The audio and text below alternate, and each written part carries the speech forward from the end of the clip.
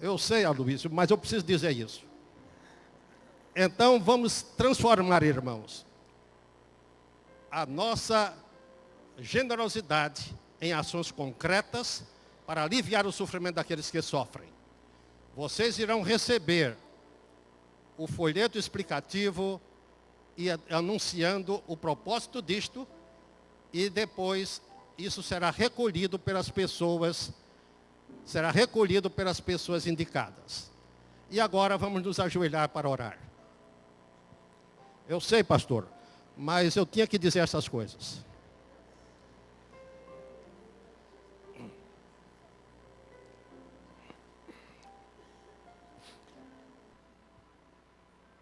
Pai nosso que estás nos céus, nós te agradecemos, Senhor, por todas as bênçãos que nos tens dado.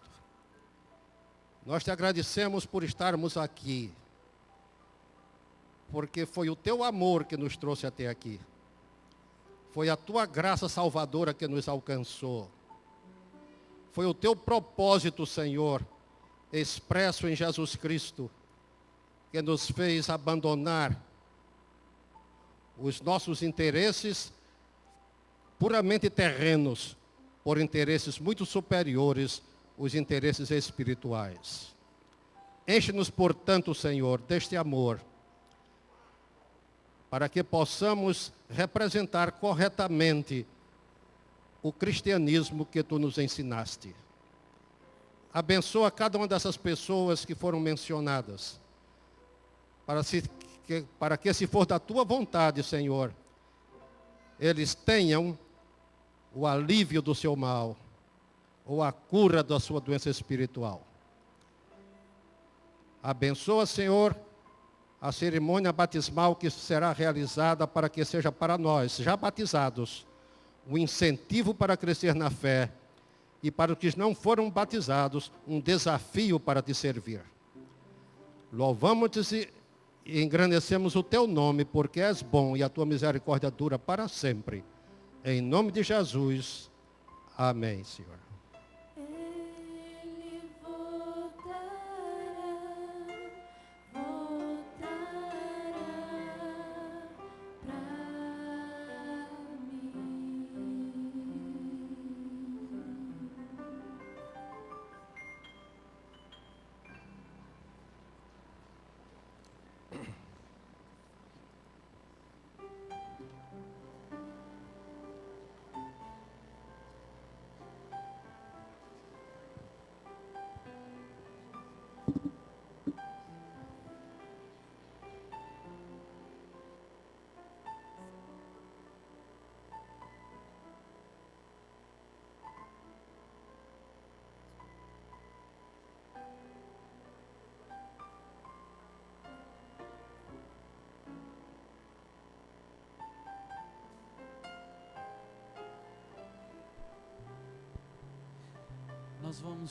Os diáconos agora vão passar as salvas para recolhermos ofertas e dízimos.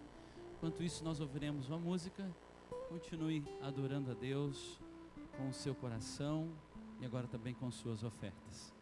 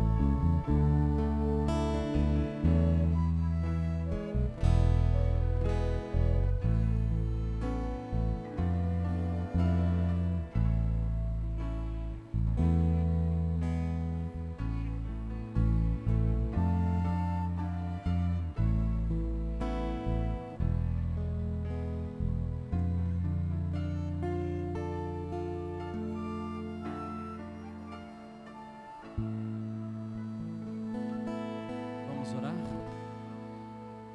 Querido Deus, pedimos a tua bênção sobre as ofertas, os dízimos e também sobre cada um de nós ofertantes. Que teu amor se espalhe e as tuas bênçãos se derramem, em nome de Jesus. Amém.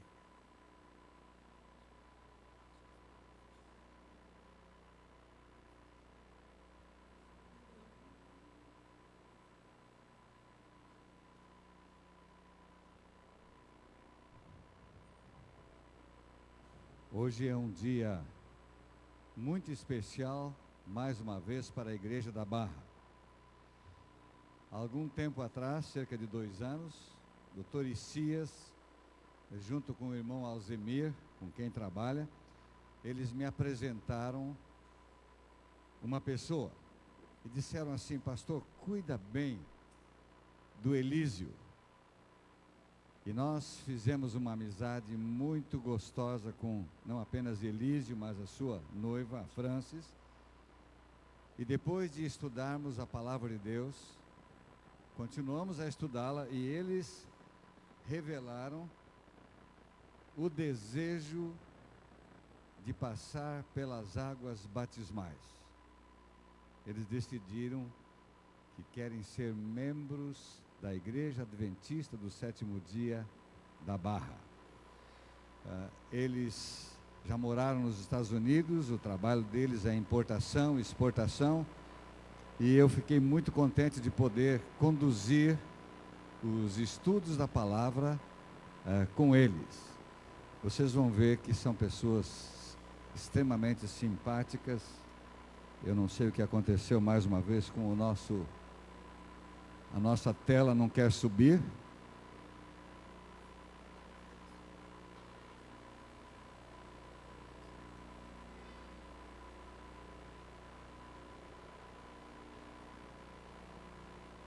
Mas a solução vem do céu, podem ter certeza. E já veio.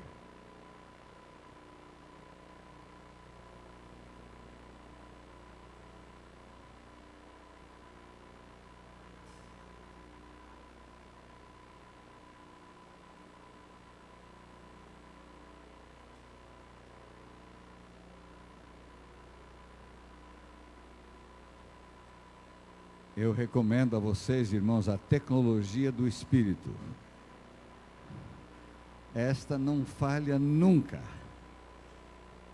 E como nós estamos estudando nesse trimestre, queridos, Deus quer nos falar pela Bíblia, pelo Espírito Santo e nos aproximar de si mesmo para que sejamos como Ele é.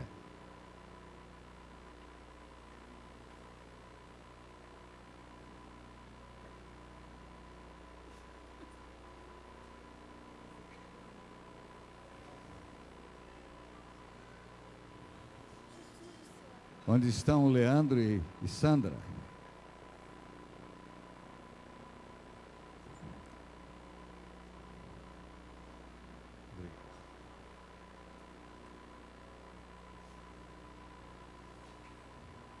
É uma alegria, pastor, eu creio que eu interpreto o seu pensamento e o meu.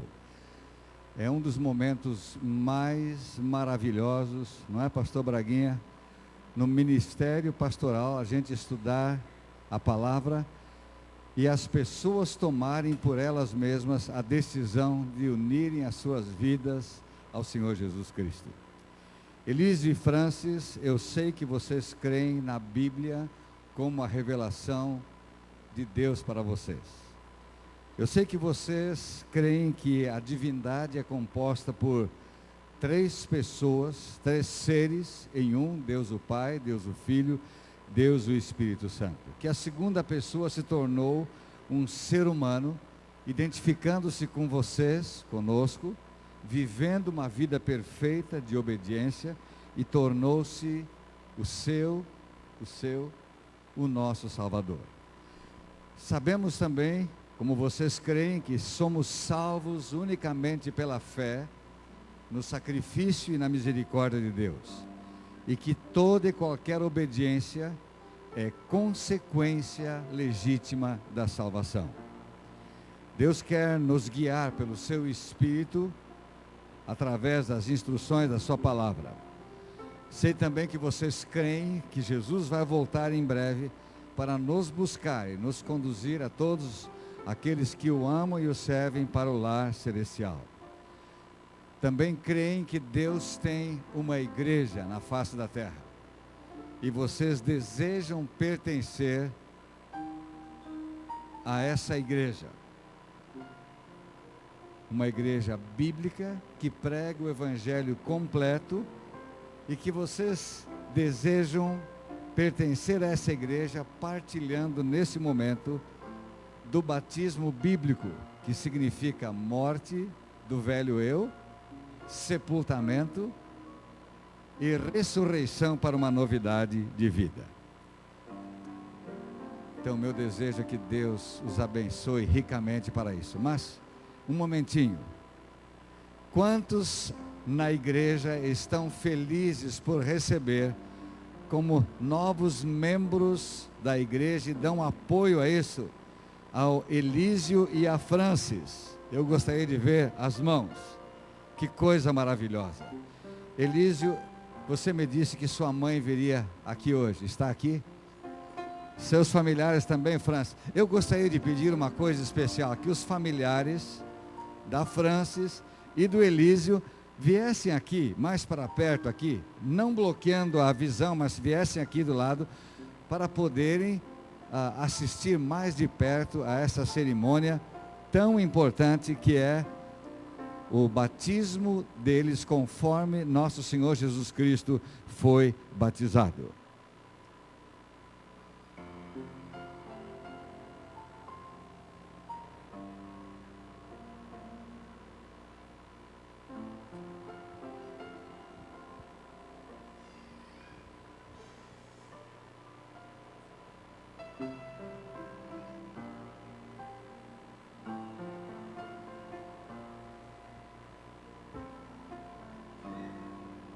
Bem, queridos, nesse momento solene, nós vamos ouvir uma música especial.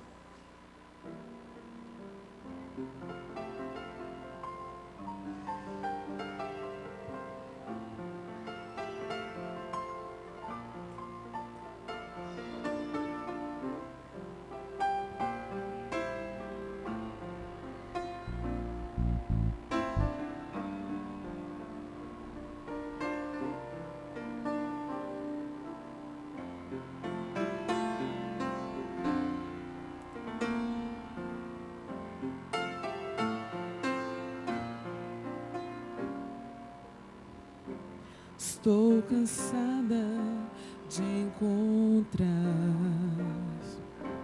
as pessoas sem sorrir, caminhando em meio à dor e sem rumo aqui. Vão vivendo sem sentir o amor de Deus. A tristeza e solidão são caminhos seus. Busquem a Jesus, busquem a Jesus. Ele é fonte de poder, Ele faz viver. Busquem a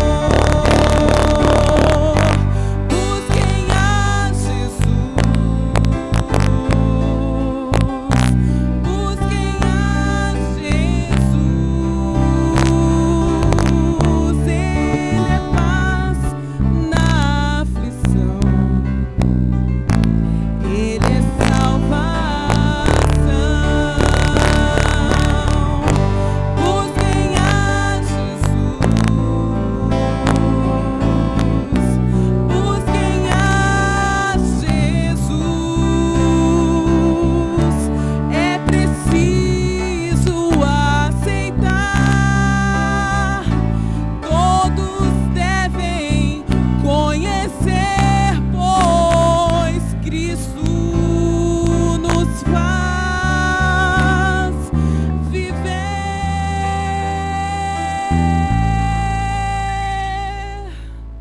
pois Cristo nos faz viver.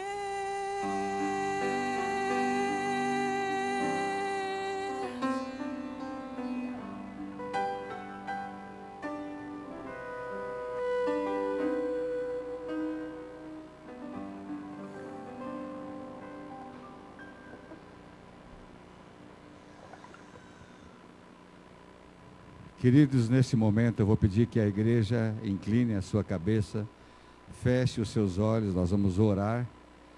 Senhor, essa grande data, esse dia marcante de um novo começo, a entrada como membros de igreja para a Francis e para o Elísio chegou. Nós queremos te pedir que abençoes não apenas a eles, particularmente a eles, mas também aos seus queridos familiares que estão aqui presentes nesta igreja. Abençoa a tua igreja, aqueles que um dia já entregaram o seu coração a Jesus, para que reafirmem os seus votos de fidelidade e de pertencerem ao Senhor até o seu retorno. Nós te pedimos isso em nome e pelo amor do Senhor Jesus. Amém.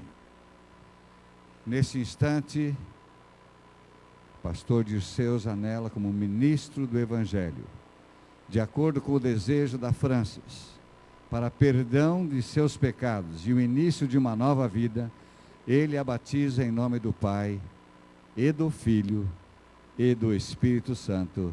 Amém.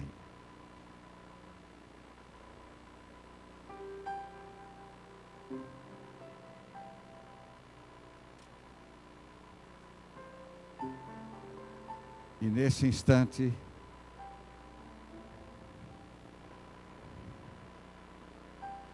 pastor Zanella, ministro do Senhor, batiza o Elísio para perdão dos seus pecados, para um novo começo com Deus, em nome do Pai, e do Filho, e do Espírito Santo. Amém.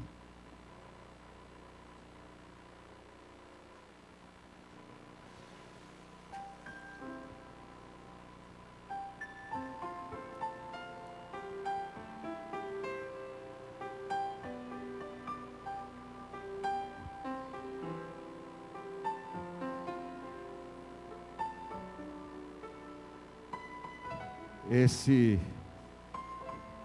é um momento muito importante. Eu quero agradecer aos familiares, mamãe do Elísio, aos familiares da França, a todos que vieram. Que Deus possa abençoá-los. Podem se encaminhar aos seus lugares. Queridos, nesta manhã, essa cerimônia foi realizada de acordo com a ordem do Mestre. E se houver alguém que deseja colocar a sua vida em harmonia com o Senhor Jesus Cristo, após ouvirmos a mensagem do pastor Braga, aqueles que desejarem, conversem comigo, com a Francis, se ela estiver aqui. Nós vamos anotar os seus nomes e vamos fazer todos os preparativos e detalhes para que vocês possam partilhar dessa experiência extraordinária de um novo começo com o Senhor Jesus Cristo. Que Deus abençoe a sua igreja aqui reunida. Amém.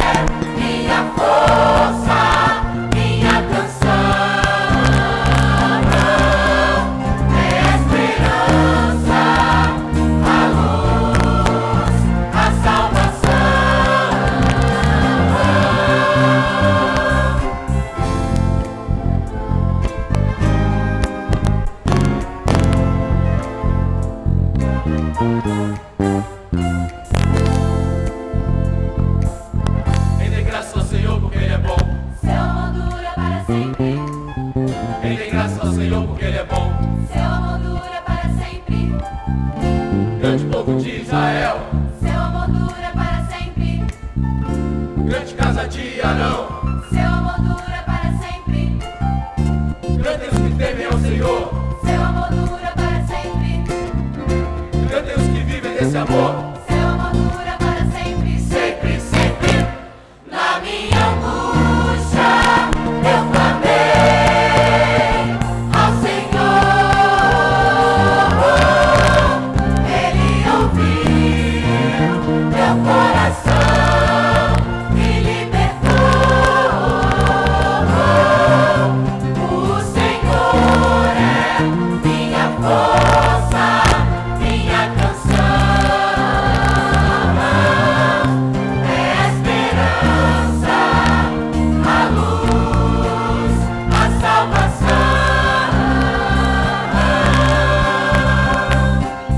Bem melhor do que o poder de príncipes, é o amor de Deus por nós. Bem melhor do que a fama indiferente, é o amor de Deus por nós. Bem melhor do que a vingança fria, é o amor de Deus por nós. Bem melhor que a condição da noite, é o amor de Deus por nós. Bem melhor do que a igreja morna, é o amor de Deus por nós. Bem melhor do que a fé vazia, é o amor de Deus por nós.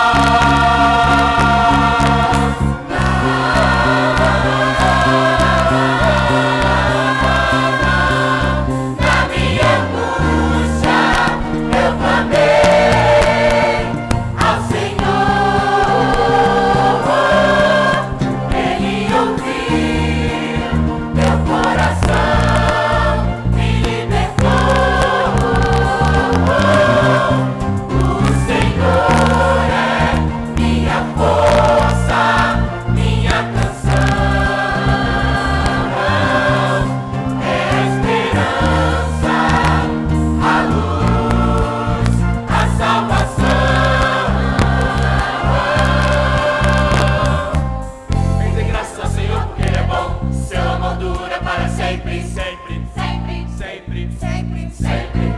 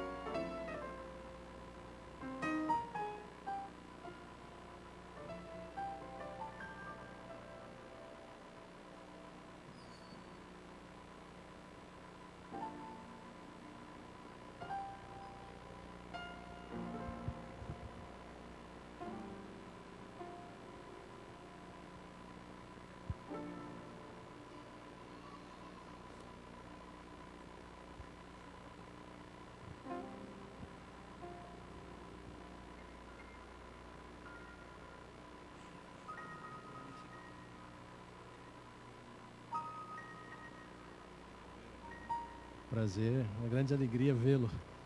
Quero apresentar a vocês o orador desta manhã, Pastor Braguinha. Ele está lá na Universidade de São Paulo, NASP, escritor, psicólogo, teólogo, professor. E para nós é uma alegria tê-lo nesta manhã na Igreja da Barra. Que Deus o abençoe e seja sempre muito bem-vindo. Obrigado, pastor. Valeu. Estive com o pastor Zanello uma época lá na igreja do Marco, em Belém, né? Fizemos uma semana de oração ali. Andamos no carro, naquele calor, o carro estava sem ar-condicionado, né, cara? Derreti uns 3 quilos ali um dia, mas engarrafamento, carro preto com calor. Foi uma experiência muito legal. Deus seja louvado, amém? Olha, o irmão estava dizendo ali há pouco, né, ouvindo o coral, dava vontade de aplaudir, né? Deus seja louvado pelo nosso coral, tá muito bonito. Eu estive ali na escola sabatina no salão dos jovens. Da última vez que eu estive aqui, estava lá em cima ainda, está amplo, está bacana. Parabéns, é bom ver uma igreja viva, atuante e vibrando. Vamos refletir na palavra do Senhor. Eu coloquei o tema desse sermão, de volta à terra do nunca. Eu gosto muito de postar nas redes sociais minhas pequenas mensagens de motivação. Eu gosto muito disso. Motivação para mim é parte do meu dia a dia.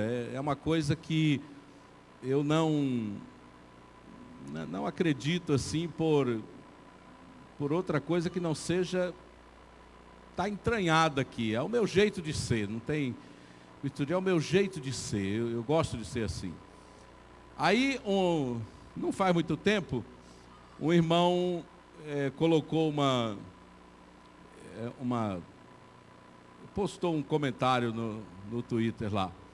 Sai da terra do nunca, Braguinha. E eu falei, bom, se essa é a terra do nunca, eu prefiro ficar nela.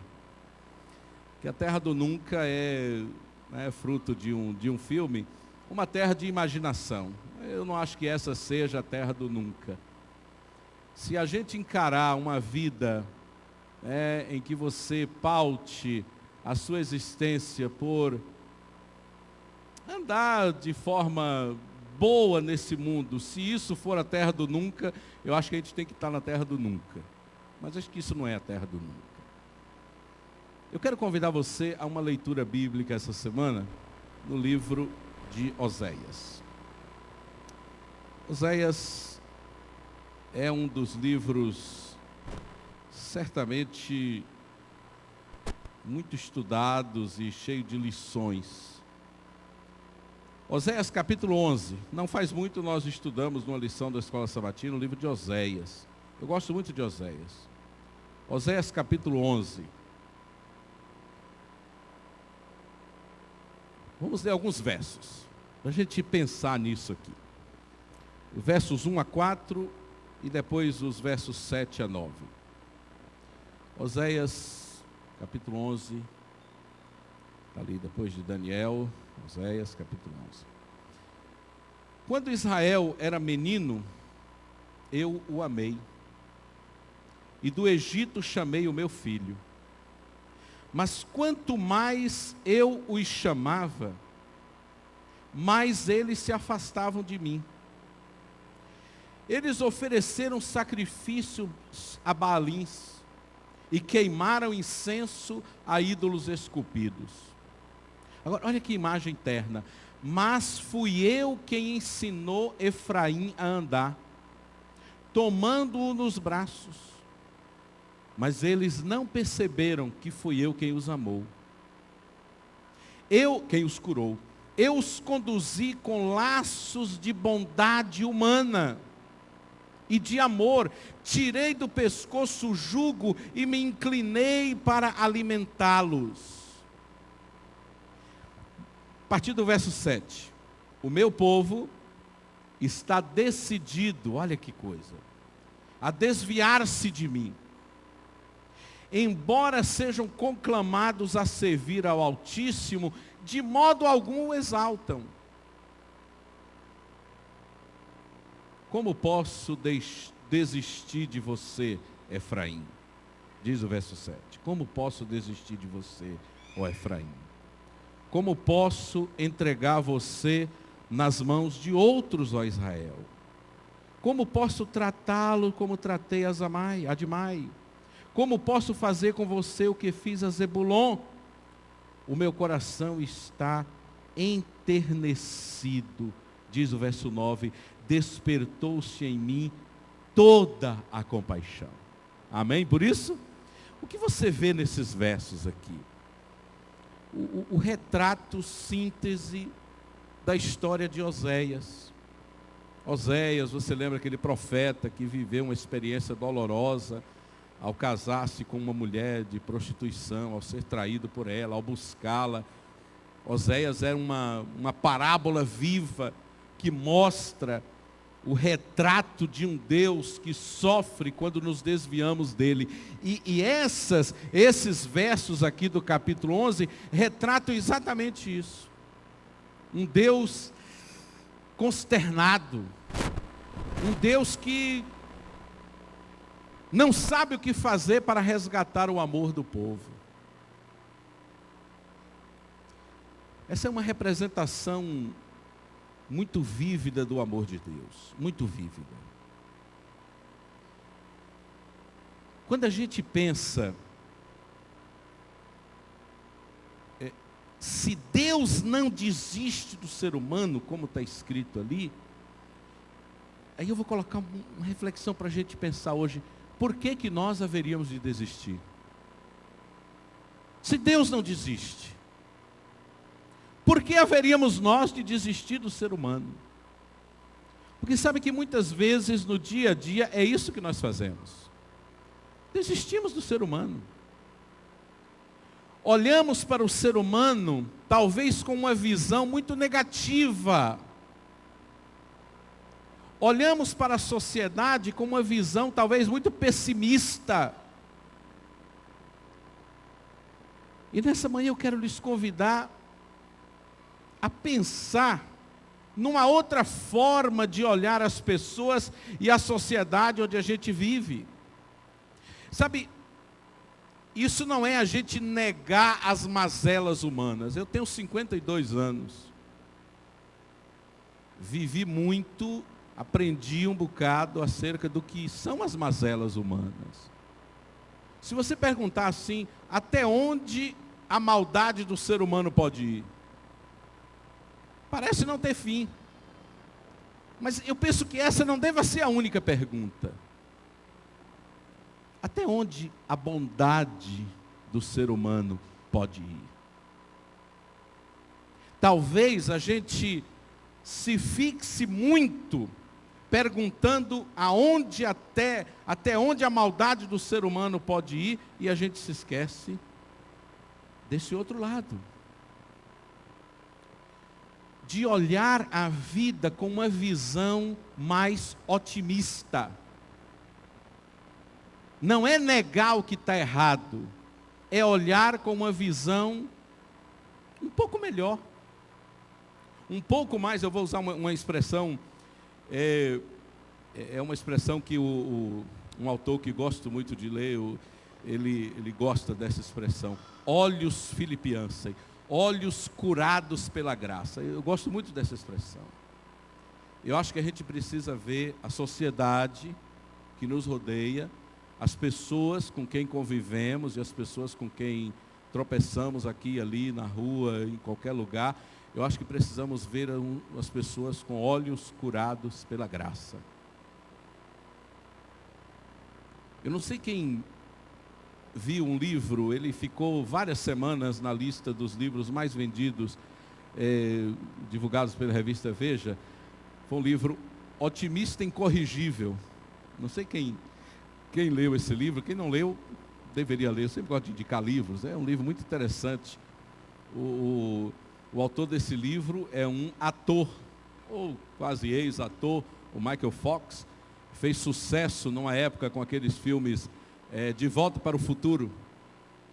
E ele, jovem ainda, ele foi tomado pela doença de Parkinson, que limitou-lhe a vida profundamente. E esse livro, Um Otimista Incorrigível, retrata a experiência dele, vivendo sob as limitações do Parkinson e sendo, como ele diz, um otimista incorrigível. Ele se nega a entregar-se. É essa visão que eu acho que nós, como cristãos, temos uma oportunidade fantástica de desenvolver. Uma visão corretamente otimista. Não é uma visão tolamente otimista. Porque quando a gente é otimista, negando a maldade, negando o que está ruim, aí a gente vira um alienado.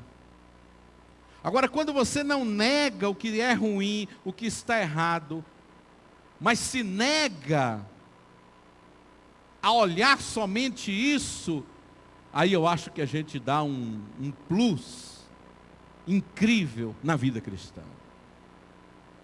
Olhar com otimismo. Olhar sabendo que a maldade não é aquilo que nos define completamente. Não é.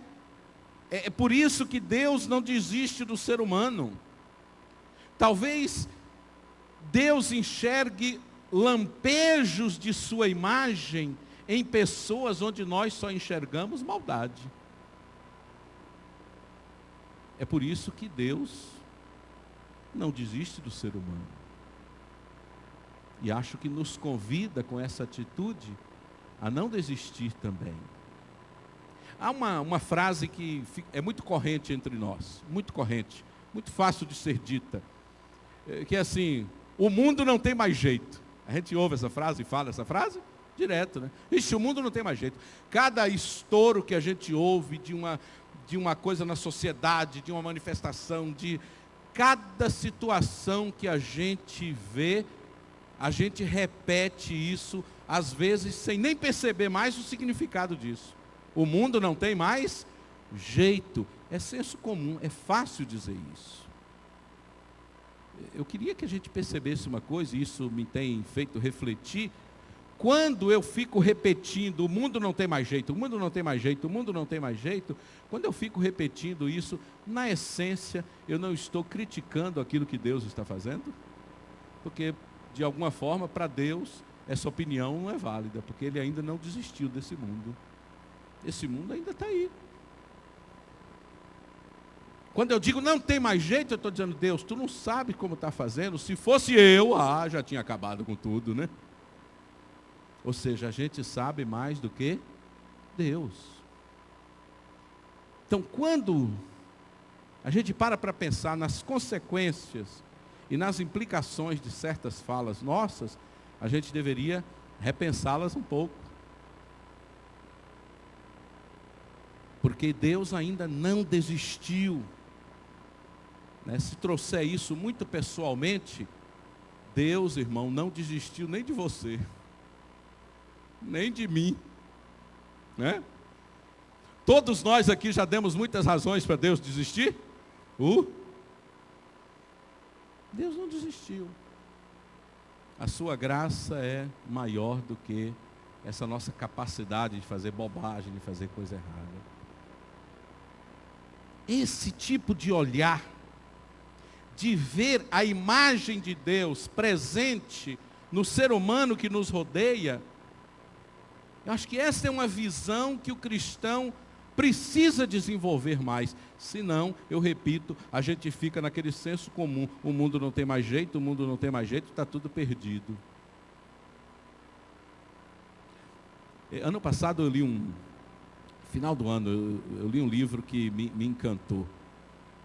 Chama Nascidos para o Bem, de um bispo anglicano, Desmond Tutu, Prêmio Nobel da Paz aí nos anos 90.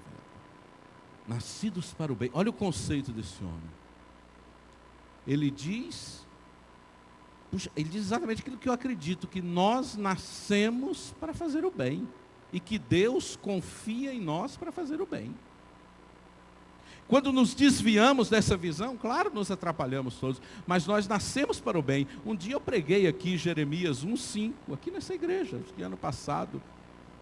Deus diz: antes que você nascesse, né, eu lhe chamei pelo nome, eu tinha um projeto para você, antes que você nascesse. Então nós nascemos com esse impulso. O pecado nos atrapalha, nos complica, mas nós nascemos. Se nós não acreditarmos nisso, de que sempre é possível resgatar no ser humano a imagem de Deus, então todo o evangelho estaria perdido. Mas a prática de nossa ação precisa combinar mais com a prédica que nós temos. A nossa prédica é perfeita. O resgate, né? A possibilidade de Deus no ser humano. Mas a prática de nossa ação tem que combinar mais com isso que nós falamos tanto, insistimos tanto. Por quê? Porque é a essência do evangelho, a possibilidade da transformação. O ser humano, ele nunca nos deixará de nos surpreender negativamente. As pessoas decepcionam. Agora, pelo amor de Deus, não olhe somente esse lado. Olhe também que o ser humano sempre também pode nos surpreender positivamente. Positivamente. Porque a capacidade do ser humano de fazer o bem, ela também não tem limite. Se a gente esquecer isso, a gente está esquecendo a ação do Evangelho. Se a gente esquecer que tudo que há por aí é só maldade, a gente vai deixar de ver num gesto de bondade, numa ação, né, de amor desinteressada, a gente vai deixar de enxergar isso como sendo a essência do Evangelho. Agora, quando a gente pratica e a gente enxerga, eu creio que a gente está reforçando essa essência de bondade, de que Deus não desiste do ser humano. Abra sua Bíblia no Jeremias capítulo 2. Jeremias capítulo 2 e o verso 9. Olha que coisa bonita que é isso aqui. Jeremias capítulo 2, verso 9. Eu vou ler na versão da Bíblia Viva. Mas, Jeremias 2, verso 9, mas eu não vou desistir de vocês. Deus dizendo, vou insistir com vocês, até com seus netos eu vou continuar insistindo. Amém por isso? A sua versão está vendo, eu vou contender com você. Eu vou contender com você. Eu vou insistir. Qual é a insistência de Deus? Que a gente ande pelo caminho do bem. Eu não vou desistir, Deus, e até com seus netos eu vou continuar insistindo. Ele não desiste, a despeito de toda a miserabilidade humana. E veja, o contexto em que essas palavras foram escritas, era um contexto de grande degradação social, é o tempo de Jeremias. Grande degradação social, grande afastamento de Deus. As pessoas viviam juízes corruptos. Tem corrupção hoje?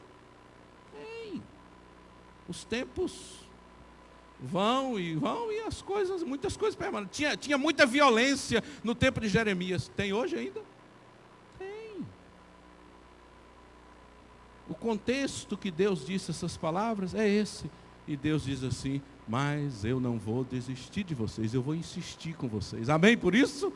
Que nós só estamos aqui porque Deus insiste. Insiste em salvar. Insiste em resgatar. Insiste em querer bem. Insiste em não desistir. Então eu fico refletindo assim nos meus pensamentos.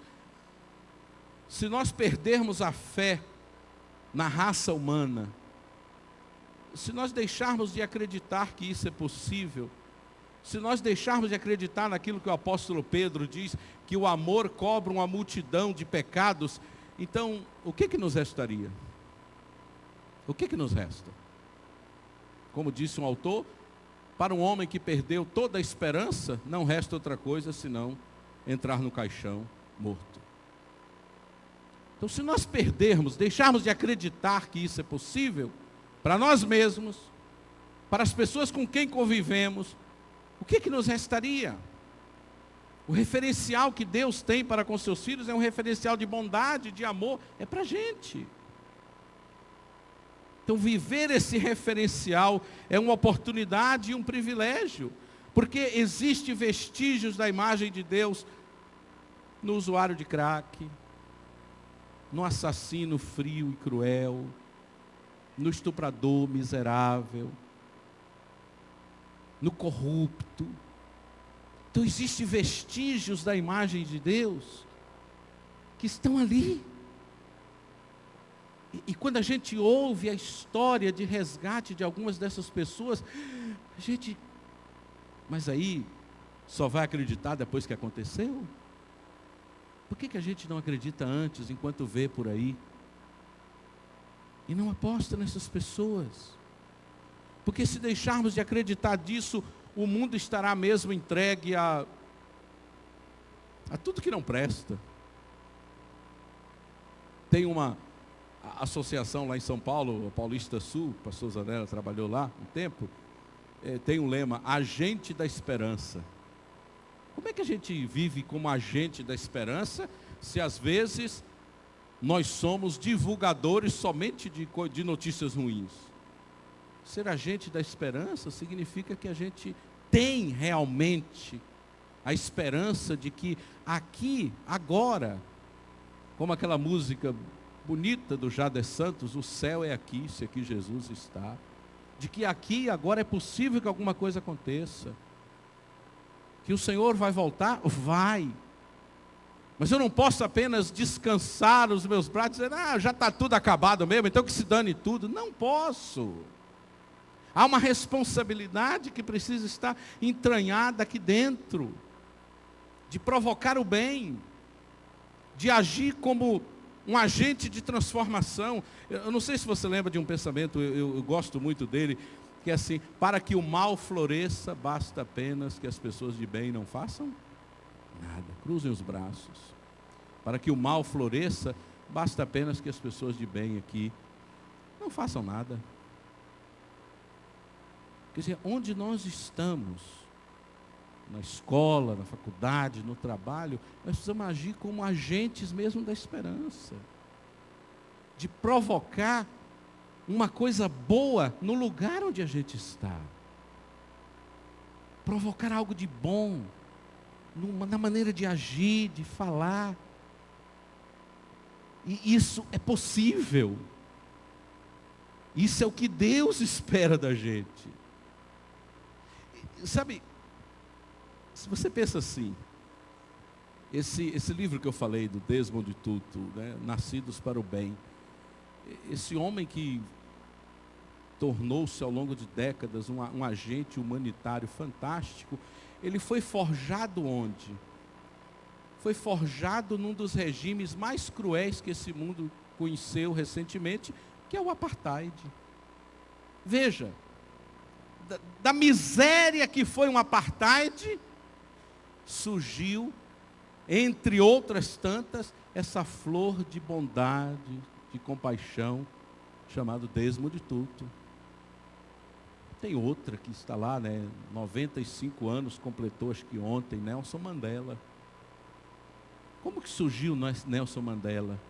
Foi forjado sob esse regime cruel do apartheid. 27 anos preso por acreditar na liberdade e por querer o bem das pessoas. Veja, aonde o mal parece florescer completamente. Então, há agentes do bem ali que provocam transformações. Para que o mal floresça, basta apenas que os homens de bem não façam nada. Estivessem calados e conformados, Nelson Mandela e Desmond Tutu, ainda estaríamos vivendo o apartheid. Ficamos nós calados num lugar onde as coisas estão ruins e a ruindade prevalece. Mas quando agimos com um contraponto disso, nós podemos fazer alguma coisa, ser de verdade um agente de esperança. Olhar com os olhos de Deus, olhar com os olhos curados pela graça.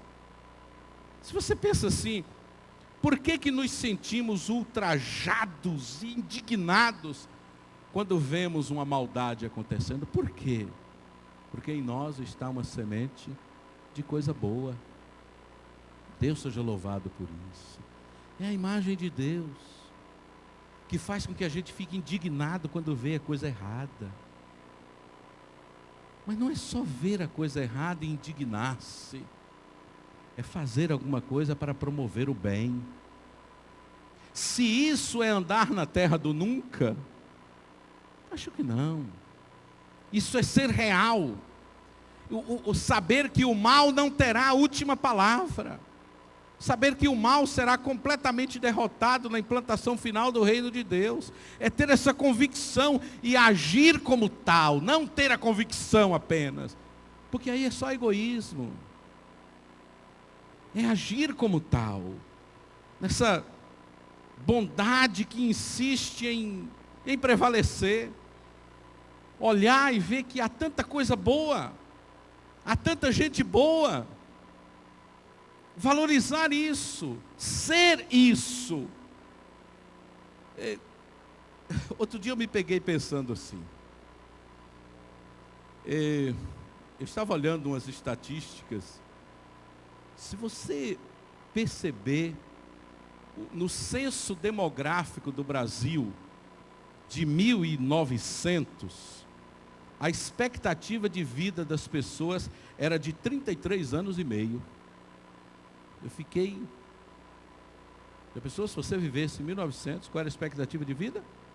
33 anos e meio. Muitos de nós aqui já estaríamos fora da estatística. E hoje? Por que hoje a expectativa de vida no Brasil, com todas as condições ainda, muitas delas difíceis, por que essa expectativa de vida é de 74 anos? O que isso te leva a refletir? Porque a mim, me levou à seguinte reflexão: por que será que Deus tem permitido que o ser humano viva mais do que viveu durante muitos séculos? Por quê? Não será porque Deus tem dado mais e mais e mais e mais oportunidade para o ser humano? Para e pensa isso. Então como é que a gente vai dizer não tem mais jeito se Deus não está pensando assim? Por que Deus está permitindo? A gente vê pessoas aí, né? 90 anos, um dia estava vendo uma velhinha, 102 anos pulando de parapente. Eu não tenho coragem disso, eu tenho.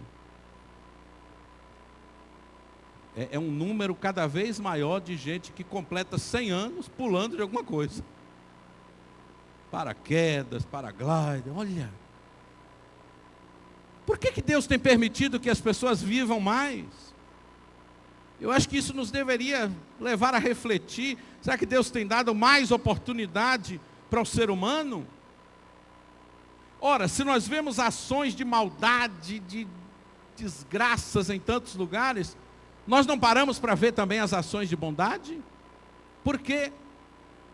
Por que quando acontece uma catástrofe natural, aparecem voluntários do mundo inteiro querendo ajudar? Por quê? O que move essas pessoas? Por que existem organizações como Médicos Sem Fronteiras? Por quê? De pessoas que vão aonde estão os problemas para minorar um pouco o sofrimento dos outros. Por que existem organizações como o Exército da Salvação? Por quê?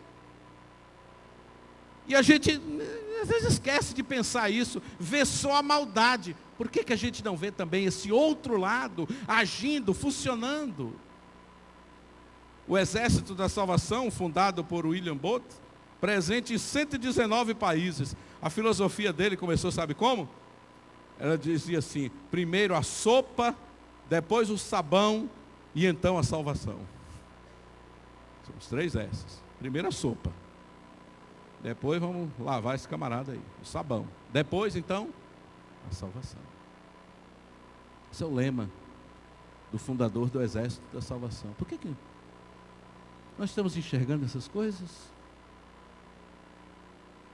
Não faz muito, um dos ícones do capitalismo, Bill Gates, ele aposentou-se para dedicar-se exclusivamente à fundação que ele criou. Essa fundação, a Fundação Bill e Melinda Gates, ela tem mais dinheiro do que o PIB de muitos países. Ela conta com 40 bilhões de dólares para fazer ajuda comunitária pelo mundo afora. 40 bilhões de dólares. Por que ele foi dedicar-se a isso? Um dos homens mais ricos do mundo pegou 90% de sua fortuna, que era um dinheiro que a gente nunca vai ver durante muitas vidas, e doou para essa fundação. Ele disse: com 10% dá para eu viver bem demais. 10% ficou para ele aí coisa de 12 bilhões de dólares. Ele doou tudo para organizações humanitárias. Por quê? Que tem gente que pensa assim. Será que a gente tem procurado ver essas coisas? Ou será que a gente desiste facilmente? Desistir do ser humano é tão fácil. Desistir do ser humano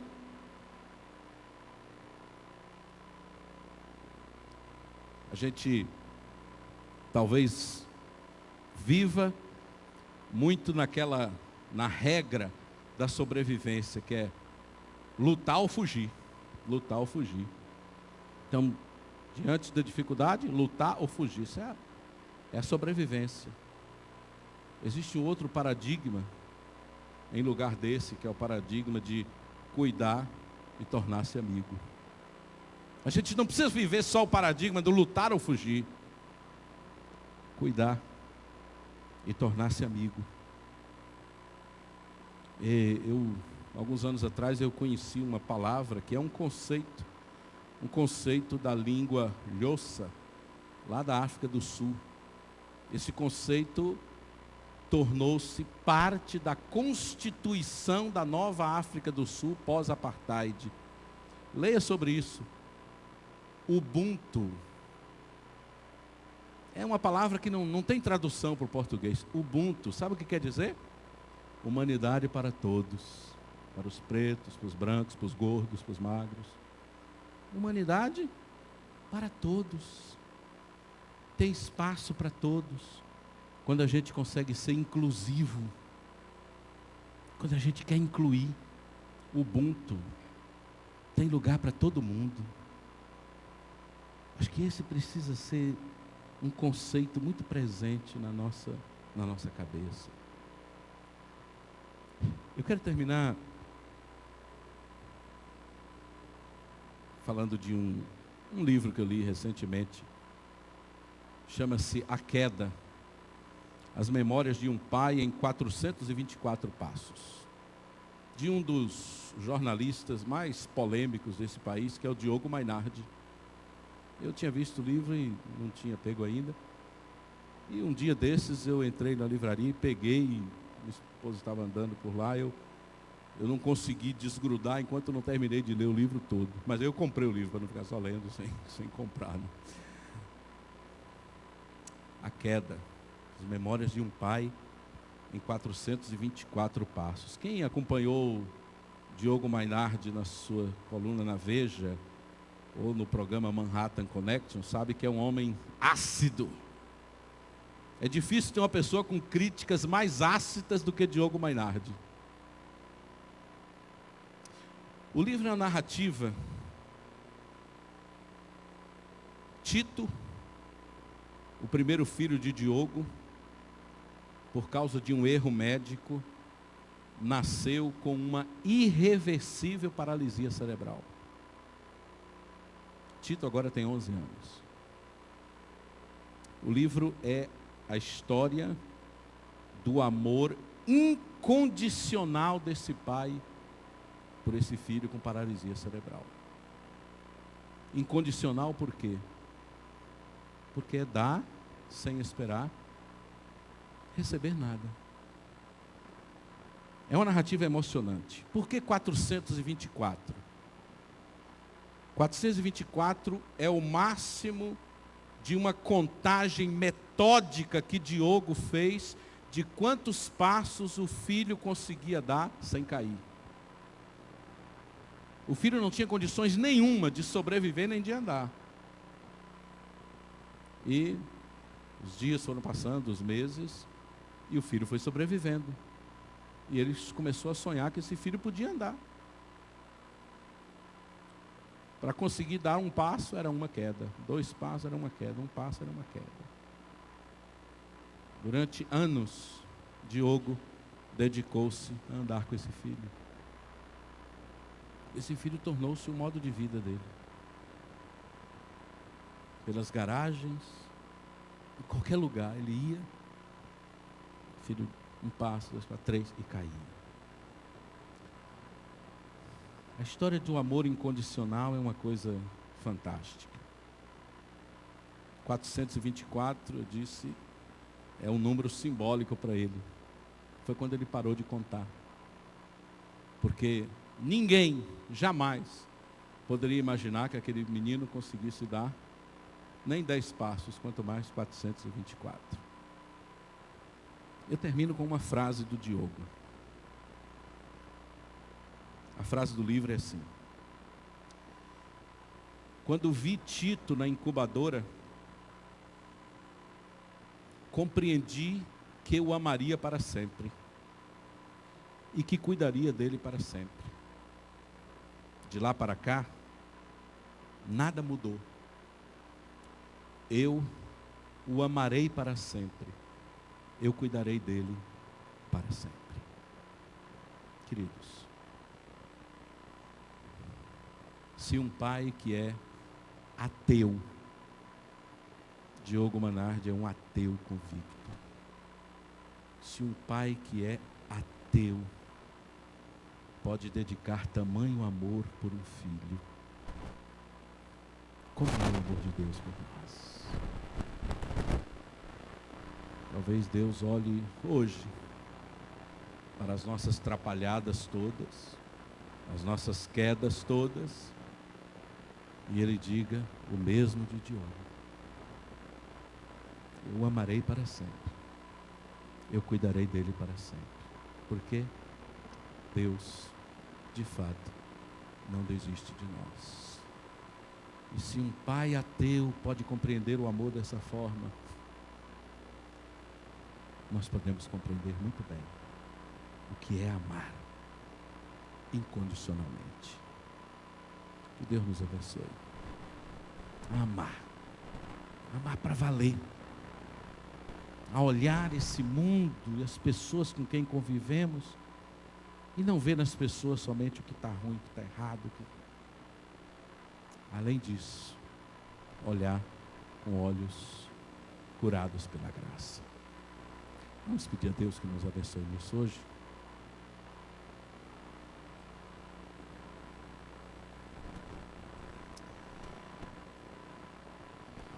Deus amado, nosso Pai, Senhor,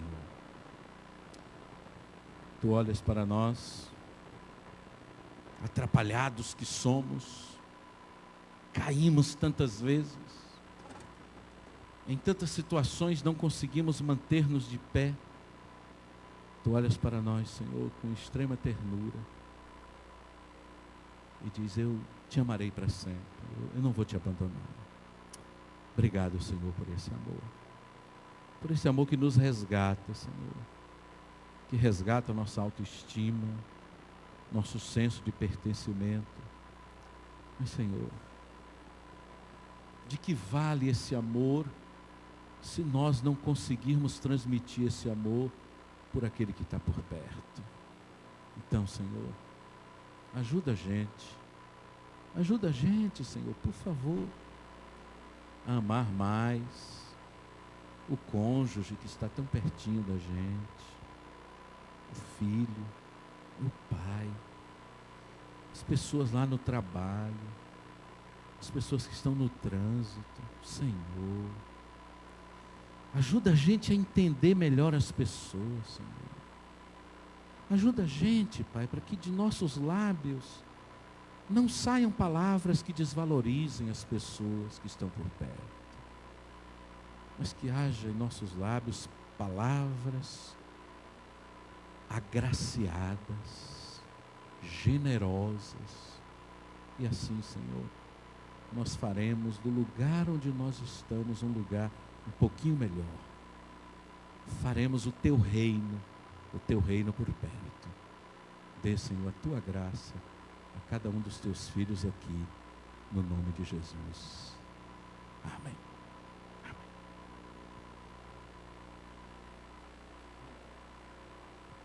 Obrigado, pastor. Vamos cantar Em Paz Eu Vou.